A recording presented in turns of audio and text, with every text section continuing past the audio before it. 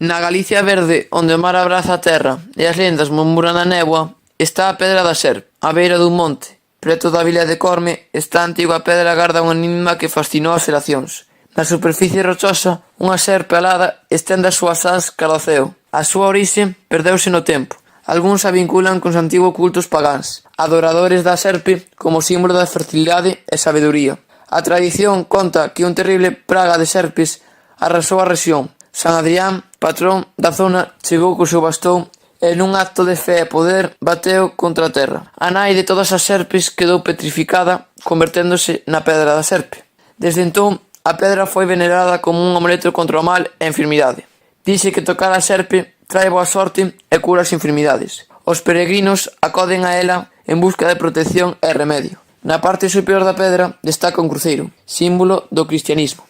Esta cristianización reflite a superposición das crenzas, onde a serpe pagana é reinterpretada como o demo vencido pola cruz.